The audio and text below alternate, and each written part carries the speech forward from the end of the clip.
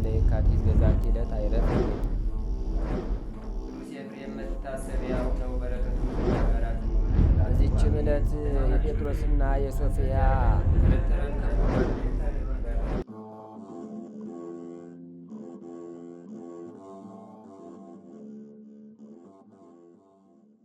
በስመ አብ ወወልድ ወመንፈስ ቅዱስ አሐዱ አምላክ አመ ረቡዕ ለየካቲት በዛቲ ዕለት ኮነ ሰማዕተ ቅዱስ አጋቦስ ሐዋርያ። አንድ አምላክ በሆነ በአብ በወልድ በመንፈስ ቅዱስ ስም የካቲት 4 በዚች ቀን ከ72ቱ አርድእት አንዱ ሐዋርያ የከበረ አጋቦስ በሰማዕትነት ሞተ። ይህም ቅዱስ ጌታችን ከመረጣቸውና ይሰብኩ ዘንድ ከመከራቸው በፊት ካላካቸው ከ72ቱ አርድእት ውስጥ ነው።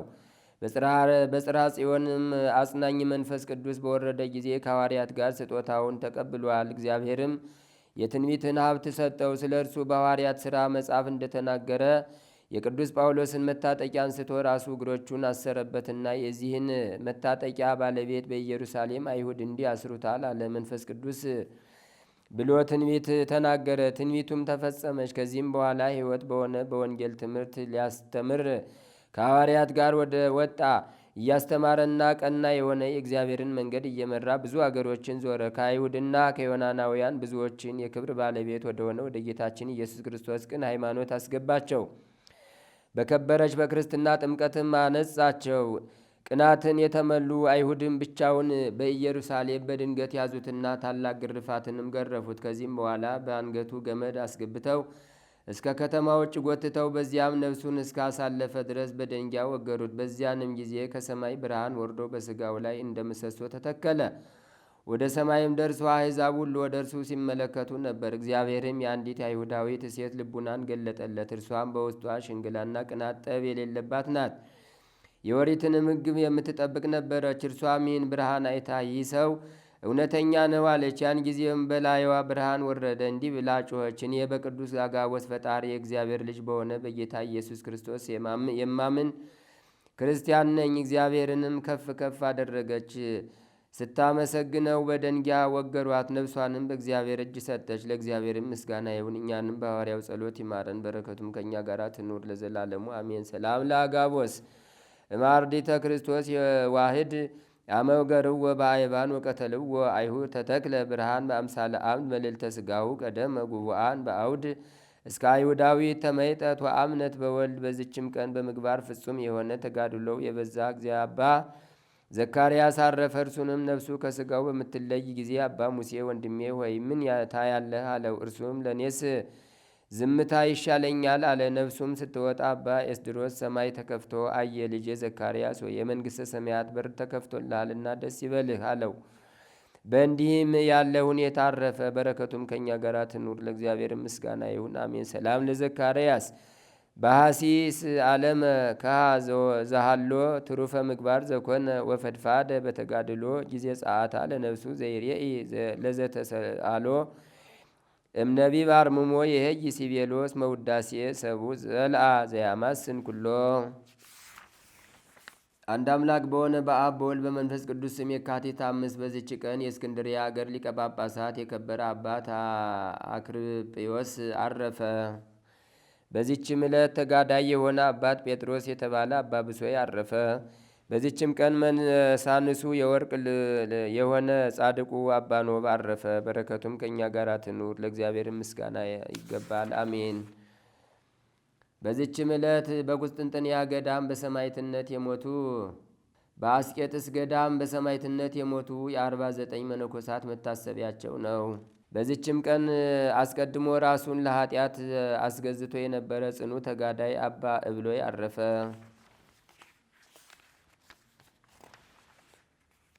ዛቅረብኩ ማይሌታ ዘኪርያ ይላፈም ለተጸምዱ ከዘልፈለላ አነብብ ተወከብ ዘንዴቴ መጽሐፈን ተረሰይ ከግዚኦ ጸዲቀ መበለቱ ኩፈ ምላውላን ዘተርፈ ነቢያት ቅዱሳን ሐዋርያት ሰባክያን ሰማዕት ወጻድቃን ደናግል አድኅው መነኮሳት ሄራን ባርኩ ባርኮ ጉባኤ ዛቲ መካን እስከ አረጋዊ ሊቅ ወንዑስ ሕፃን ለዘጻፎ በክርታስ ወለዛ ጻፎን ዘይደርስ ወለዛ አንበቦ ወለዘ ተርጎሞ በልሳን አዲስ ወለዘ ሰማ ቃሎ በዝነ መንፈስ በጸሎተሙ ማርያም አራቂተ ኩሉም ባይ ስቡረ የመሐረነ ኢየሱስ ክርስቶስ ተአምሪሃ ለእግዝእትነ ቅድስት ድንግል በክሌ ማርያም ወላዲት አምላክ ጸሎታ ወበረከታ ወምረተ ፍቅር ወልዳ ያህሉ ምስለ ኩልነ ህዝበ ክርስቲያን ለዓለም ዓለም አሜን። ልመናዋ ክብሯ ለዘላለም በእውነት ይደርብንና አምላክን የወለደች በድንጋሌ ሥጋ በድንጋሌ ነፍስ የጸናች ክብርት እመቤታችን ያደረገ ተአምር ይህ ነው። ይህ ተአምር ዮሐንስ ወልደ ነጎድጓድ በሰማይ የተመለከተው ስለ እመቤታችን የተጻፈ ተአምር ነው። ዮሐንስም እንዲህ አለ። ታላቅ ምልክት በሰማይ ላይ ታየ። እነሆ ፀሐይ ተጎናጽፋ ጨረቃን በእግሮቿ የተጫማች በራሷ ላይ ዘውድ የተጎናጸፈች አንዲት ሴት አየሁ አለ። ይህም ዮሐንስ ጌታ ኢየሱስ በዕፀ መስቀል ላይ ተሰቅሎ ሳለ ለእናቱ ለማርያም እነሆ ልጅ ይሁንሽ፣ እርሱም እነኋት እናቴ ማርያም እናት ትሁን ብሎ አደራ የሰጠው ነው። እርሱ ዮሐንስ የእመቤታችን አገልጋዩዋ ሲሆን ከፍቅሩ ብዛት የተነሳ ለእናቱ ለማርያም ልጅ ይሁንልሽ ብሎ ሰጥቶታልና። ሐዋርያትም በሲኖዶሳቸው አከበሩት። ወንጌሉንም በታቦቱ ፊት ያነቡ ዘንድ አዘዘ፣ እርሱ የመለኮት ቃል ይናገራልና። ይህ ዮሐንስ ፀሐይን ተጎናጽፋ ጨረቃንም ከእግሮቿ በታች ሆኖ የእመቤታችን ተአምር ያየ ነው። እመቤታችን የተጎናጸፈችው ፀሐይ ግን ገደልና ዋሻ እንዲሁም ተራራና ኮረብታ የሚጋርደው በድንኳንና በዳስ እንዲሁም በአዳራሽ ውስጥ ስንገባ እንደምንሰራው እንደዚሁ ዓለም ፀሐይ አይደለምና። እመቤታችን የተጎናጸፈችው ፀሐይስ በሰማይ በኪሩቤል ላይ ተቀምጦ በባህሮችም ጥልቀት ውስጥ የሚያበራ ነው። የተወደዳችሁ የወንጌል ልጆች ሆይ እንዲሁም በሥላሴ ስም የተጠመቃችሁ አምላክን በወለደች በእመቤታችን ንጽሐ ድንግልና የምትመኩ ነቢይ፣ ካህንና ሐዋርያ በሕፅነ መለኮት የተቀመጠ ስውር ሰማያዊ ምስጢር የተገለጠለት ዮሐንስ ወልደ ነጎድጓድ ከዚህ የበለጠ ነገር ስለ እመቤታችን የድንግልናዋን ክብር ያየነውን አያችሁ ወይስ ሰማችሁን? ከአዳም ከሔዋን ልጆች ወገን አምላክን ከወለደች መንፈሳዊት ከምትሆን ከብቻዋ ከእመቤታችን በስተቀር ይህ አይነቱ የንጽሐ ድንግልና ጌጥ ለማን ተሰጠ? እንደዚሁ ሁሉ የእመቤታችን የድንግልናዋን ንጽሐ ባህሪ በእግዚአብሔር ዘንድ የሰለጠነ ነው። ክብሯም የሚተካከለው የለም። ገናና ከሰው ሁሉ ፍጥረትና ከመላእክት ይልቅ እርሷ ክብርት ናትና። ልብሷ ፀሐይ ነው፣ ከእግሮቿ በታችም ጨረቃ ነው።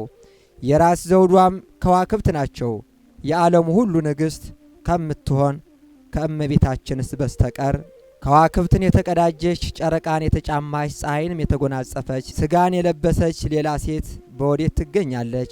የዓለሙ ሁሉ ጌጥና የመዓልትና የሌሊት ጌጥ እነሆ በእመቤታችን በድንግል ማርያም ላይ ተገለጠ፣ ታወቀ፣ ተረዳ። በእመቤታችን በመዓልትና በሌሊት በመፈራረቅ ለሰዎች ሕይወትን ይሆን ዘንድ ከእርሱ ስለ እርሷ ተፈጥረዋልና። ፀሐይ ለሥጋዊ ፍጥረታት ሁሉ ጤንነትና ሕይወት ከሰማይ በታች ላሉት ዓለማት ሁሉ ሊያበራ፣ ጨረቃና ከዋክብትም እንደዚሁ በሌሊት እያበሩ ለዓለም ጌጥ ሊሆኗት ተፈጠሩ። እግዚአብሔር ሁለት ታላላቅ ብርሃናትን ፈጥሮ ታላቁን ብርሃን በቀን እንዲሰለጥን ታናሹን ደግሞ ብርሃን ከከዋክብቱ ጋር በሌሊት እንዲያበራ በኦሪት ዘፍጥረት ተነግሯልና። ልመናዋ ክብሯ ለዘላለም በእውነት ይደርብን ለዘላለሙ አሜን። በስመ አብ ወወልድ ወመንፈስ ቅዱስ አሐዱ አምላክ አሜን።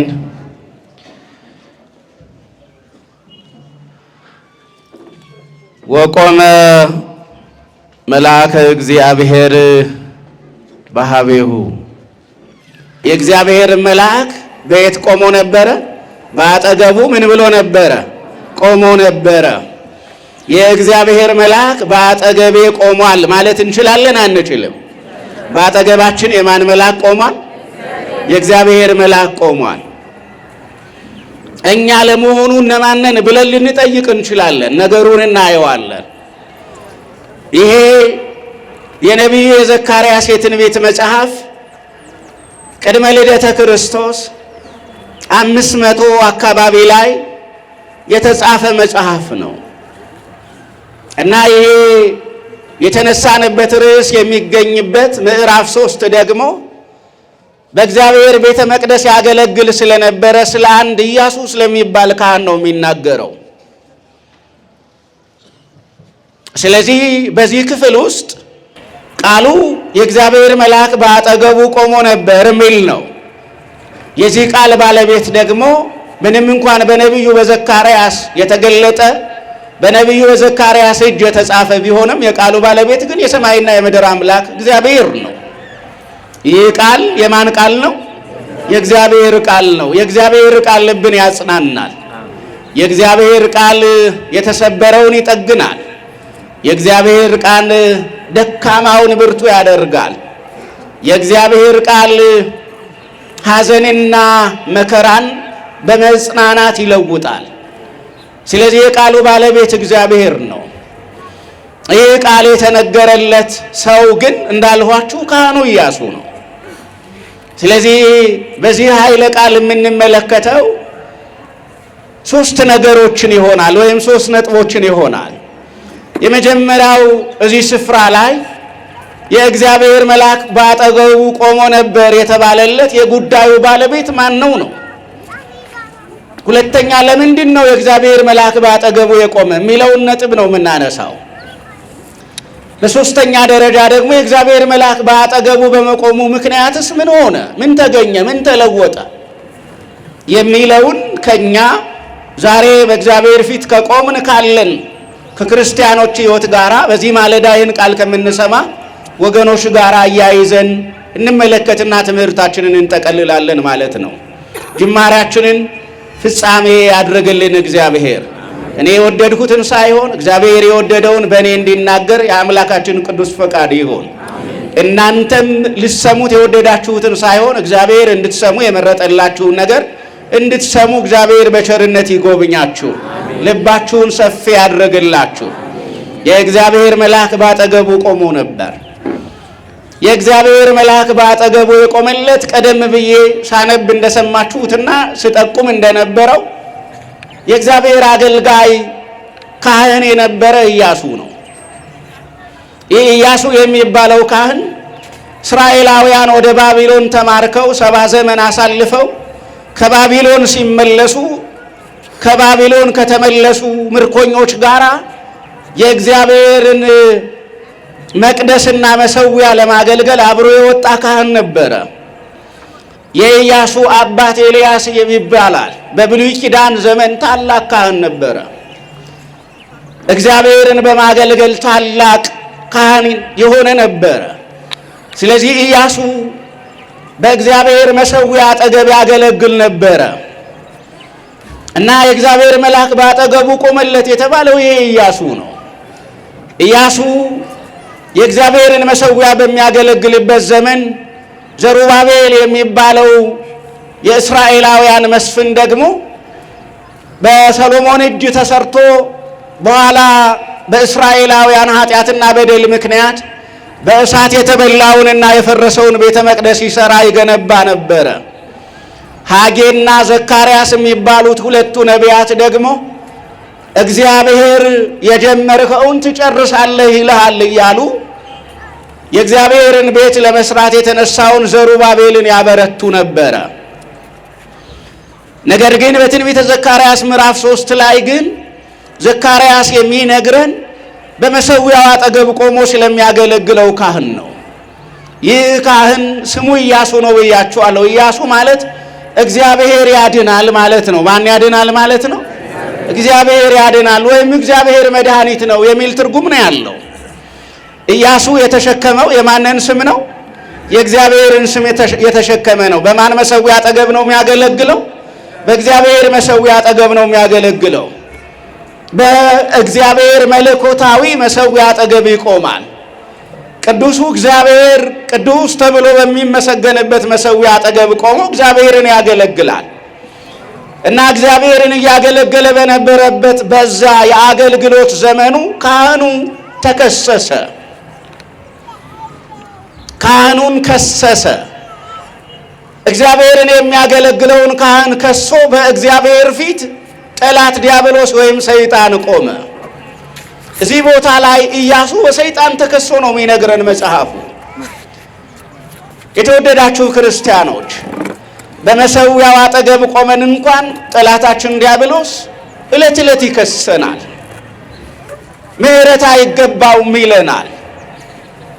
እድፋም ልብስ የለበሰ ነው ይለናል። አንተን ለማገልገል ብቁ አይደለም፣ ስምህን ለመጥራት ተገቢ ሰው አይደለም፣ በመቅደስህ ለመሆንና ለመገኘት በመሠዊያ አጠገብ ቆሞ አንተን ለማገልገል የሚገባ ሰው አይደለም እያለ ጠላታችን ዲያብሎስ ዕለት ዕለት በእግዚአብሔር ፊት የክስ ደብዳቤ ያቀርባል።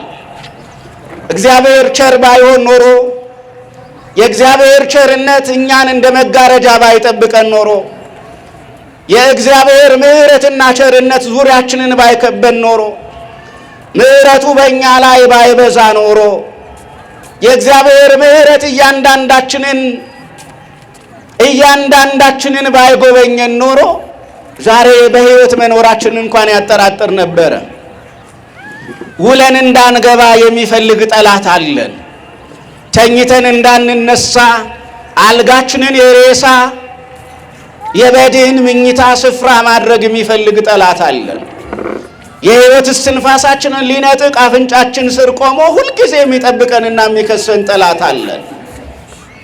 በሲኦል ጨለማ ከስልጣኑ ከመንግስቱ ግርጌ አድርጎ ለዘላለም የጨለማ ባሪያዎችና አገልጋዮች ሊያደርገን ዕለት ዕለት የሚከሰን ጠላት ዲያብሎስ አለ። ስለዚህ እዚህ ቦታ ላይ ካህኑን ኢያሱን ሰይጣን ከሰሰው። በቀኙ ቆሞ ይከሰው ጀመር ነው የሚለው። በቀኙ ቆሞ ይከሰው ጀመረ። ቀኝ ኃይል ነው። ካህኑ ኃይል እንዳያገኝ፣ ጸሎቱ እንዳይሰማ፣ ምስጋናው እግዚአብሔርን ደስ እንዳያሰኝ፣ የሰማይ ደጅ እንዲዘጋበት፣ እግዚአብሔር መስዋዕቱን ከእጁ እንዳይቀበል ሰይጣን ይከሰው ጀመረ እና እንዲህ በሚከሰው ጊዜ ነው እግዚአብሔር ሰይጣንን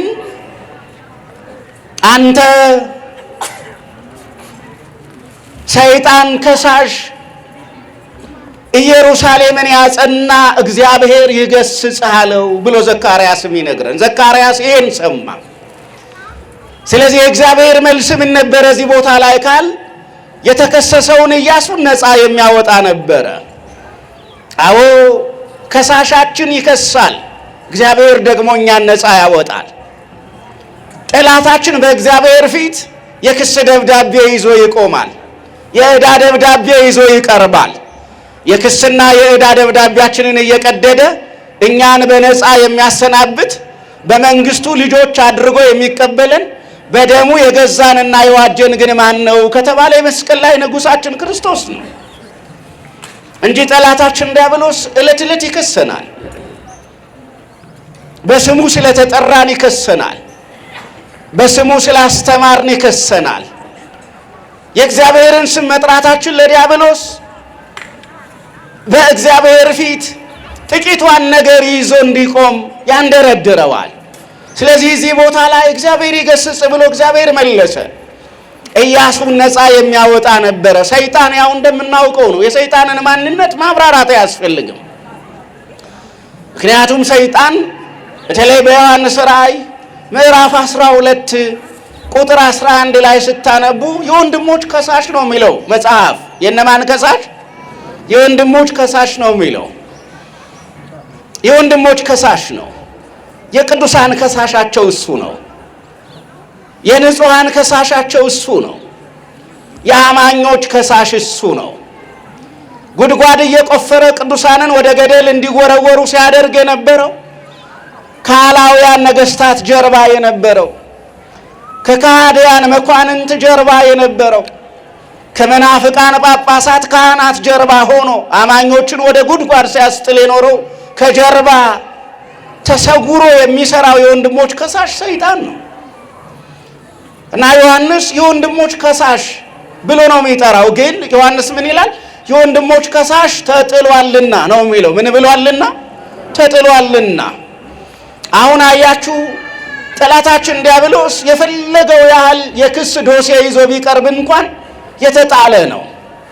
ማን አይሰማው? እግዚአብሔር አይሰማውም። እግዚአብሔር አይሰማውም። እግዚአብሔር ይገስጽ ብሎ ነው የሚመልሰው።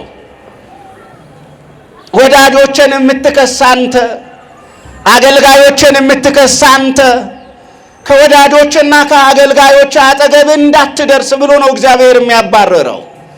ስለዚህ እዚህ ስፍራ ላይ ኢያሱ በዚህ በወንድሞች ከሳሽ፣ በሰው ልጆች ሁሉ ጠላት አባታችንን አዳምን እናታችንን ሔዋንን ባታለለው ባታላዩ አካል በሸንጋዩ መንፈሳዊ ውጊያ በመንፈሳውያን አገልጋዮች ላይ በሚቀሰቅሰው በዲያብሎስ ተከሶ በቀረበ በቆመ ጊዜ ወዲያው እግዚአብሔር ሰይጣንን ገሰጸ። ይህ የምታየው አገልጋይ ኢያሱ፣ ይህ ካህን ከእሳት እንደተነጠቀ ትንታግ ነው አለው። ከእሳት የተነጠቀ ትንታግ ምን እንደሆነ ታውቃላችሁ አይደለ? በተወሰነ ደረጃ ሙሉ በሙሉ አመድ አልሆነም እንጂ እሳት በልቶታል። ኢያሱ መከራ የተቀበለ ካህን ነው። እግዚአብሔርን በማገልገል ውስጥ መከራ አለ። ምእመናን፣ መንፈሳዊ በመሆን ውስጥ መከራ አለ። ይህ የምንኖርበት ዓለም ለመንፈሳውያን አገልጋዮች ምቹ አይደለም። የምንኖርበት ዓለም እውነት ለሚናገሩ አማኞች የሚስማማ አይደለም። የምንኖርበት ይህ ምድራችን በብዙ አስመሳዮችና በብዙ ከሃዲዎች የተሞላ ስለሆነ በእነዚህ ከሃዲዎችና አስመሳዮች መካከል ስትመላለሱ ትቆስላላችሁ። የሚያስደነግጥ ነገር ታያላችሁ፣ ትሰማላችሁ። እና ይሄ ምድር በተለይ ለአማኞች አያችሁ ከእሳት እንደተነጠቁ ትንታግ ናቸው አማኞች። ማን ነው መከራ ሳያገኘው በዚህ ምድር ላይ ወደ ዘላለም ቤት የሚሄደው? ማን ነው በዓይኖቹ የእንባ ዘለላ ሳያፈስ የተሸኘ? ማን ነው ረሃብ ሳይነካው ዘመኑን ያጠናቀቀ? ማን ነው የቤተሰብ ሐዘን የቤተሰብ መርዶ ሳይሰማ ወደ እግዚአብሔር የተሸኘ? ማን ነው ሁልጊዜ ቤቱ የፋሲካ ዕለት መስሎለት የሄደ? ይህ የምንኖርበት ዓለም ወገኖች የሞላው ይጎድላል። ያገኘነው ነገር ከእጃችን ላይ ይበተናል።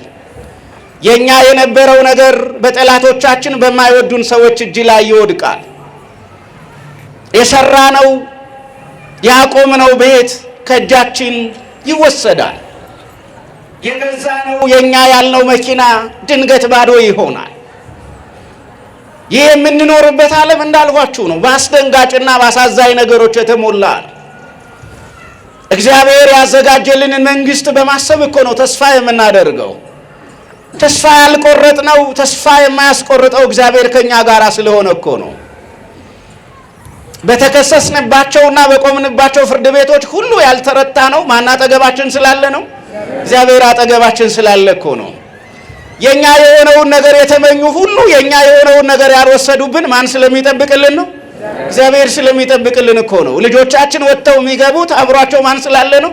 እግዚአብሔር አብሮ ስላለ እኮ ነው። ጤነኛ የሆነ ሰው አይሞትም የሚል የመጽሐፍ ቅዱስ ምዕራፍ የለም። የታመመ ይሞታል የሚልም ቃል የለም። የታመመ ሁሉ ላይሞት ይችላል። ጤነኛ የሆነ ሁሉ ደግሞ ጤነኛ ሆኖ ላይቀጥል ይችላል። ግን በእያንዳንዱ ነገር አጠገብ ግን የማን ጥበቃ አለ? የእግዚአብሔር ጥበቃ አለ። ጠላታችን ዲያብሎስ እንዳልኋችሁ ነው። የምንኖርባትን መሬት የመከራ የገሃነም ምልክት ሊያደርጋት ይፈልጋል። በክፎች እያደረ ጦርነት ይቀሰቅሳል። ሰላምን በማይወዱና ሰላምን በማይፈልጉ ልብ ውስጥ እየተደበቀ አንዳችንን ከሌላችን ጋር ያጣላል።